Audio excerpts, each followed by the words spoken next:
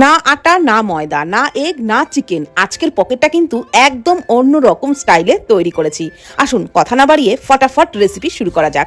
এক বাটি সুজি একটা বোলের মধ্যে নিয়ে ওর মধ্যে অল্প লবণ দিয়ে ভালো করে মিশিয়ে তারপর গরম জল দিয়ে মানে অল্প অল্প গরম জল দিয়ে এই ডোটাকে একটু সফট করে মেখে একটু সাদা তেল দিয়ে ভালো করে মেখে ঢাকা দিয়ে 10-15 মিনিটের জন্য রেস্টে রাখলাম।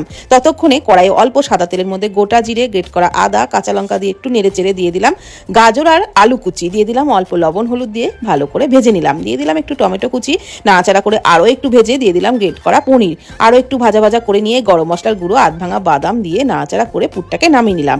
এদিকে ওই সুজির ডোর থেকে লেচি কেটে নিলাম। তারপর একটু শুকনো ময়দা দিয়ে লেচিটাকে বেলে ওর উপরে ওই পুরটা দিয়ে এইভাবে পকেট বানিয়ে নিলাম। আর এই সুজির পকেটগুলো বানানো কিন্তু একেবারেই সহজ, একদম ফটাফট হয়ে যায়। একবার বানিয়ে দেখবেন তাহলেই বুঝতে পারবেন। তো প্রত্যেকটা পকেট বানিয়ে নেওয়া হয়ে গেলে ফ্রাইং প্যানে অল্প সাদা তেলের মধ্যে ডুবো তেলে ভাজার কোনো প্রয়োজন নেই, এইভাবে উল্টে পাল্টে বেশ লালচে করে ভেজে নিতে হবে। তবেই তৈরি হয়ে যাবে দুর্দান্ত স্বাদের দারুণ মুচমুচে সুজির পকেট। বানিয়ে দেখুন, খেতে দারুণ লাগবে।